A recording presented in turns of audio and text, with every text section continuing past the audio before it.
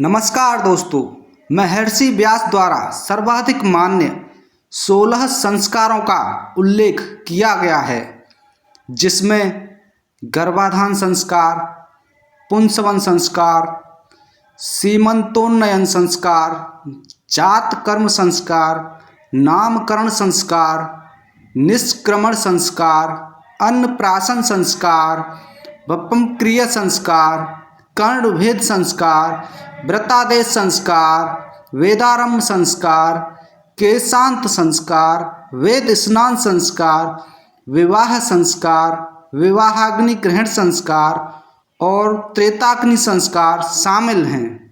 दोस्तों, इस वीडियो में हम जानेंगे गर्भाधान संस्कार के बारे में, जो मनुष्य के गर्भ में होने से लेकर मृत्यु तक 16 संस्कारों में से पहला संस्कार है।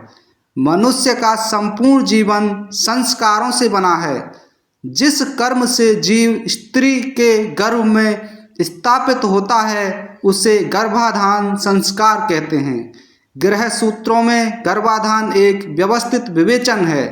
इसमें विवाह के उपरांत ऋतु स्नान में शुद्ध पत्नी के समीप पति प्रतिमाह जाता है, परंतु गर्भाधान से पूर्व मनुष्य को विभिन्न प्रकार के पुत्रों जैसे कि ब्राह्मण, क्षत्रिय, अनुचालक, ऋषिकल्प, भ्रूण, ऋषि और देव की इच्छा के लिए व्रत का अनुष्ठान करना होता है।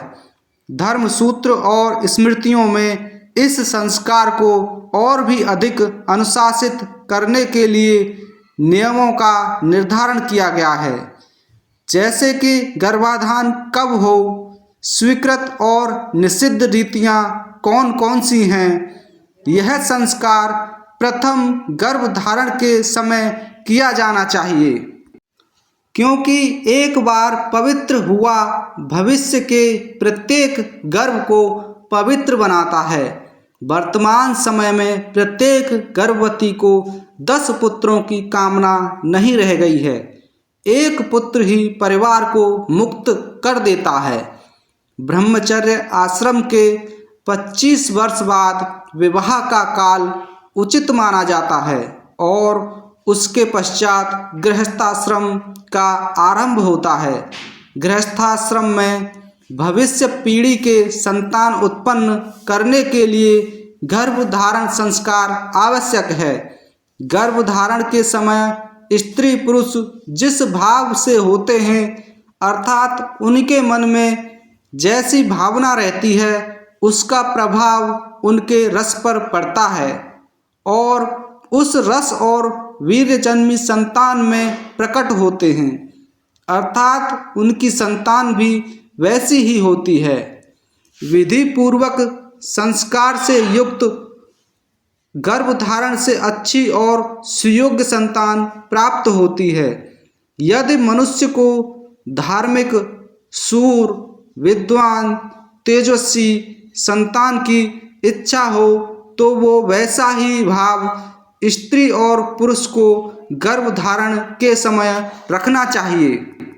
ऋतु स्नान के बाद स्त्री को वैसी ही वस्तुओं को देखना चाहिए और चिंतन करना चाहिए। प्रत्येक गर्भस्थ जीव माता पिता के रजवीर्य जनित प्राकृतिक दोषों से प्रभावित होने के अतिरिक्त अपने पूर्व जन्मों के शुभ अशुभ कर्मों को भी अपने साथ लाता है। अर्थात गर्भाधान संस्कार में उन दोषों की शुद्धि हो जाती है।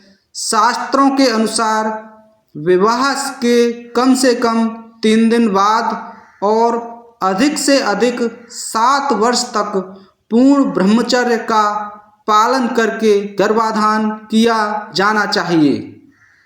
तो दोस्तों, आपको यह वीडियो कैसी लगी कमेंट्स में अवश्य बताएं और हमारी वीडियो को लाइक अवश्य करें। धन्यवाद। राधे राधे। जय श्री कृष्णा।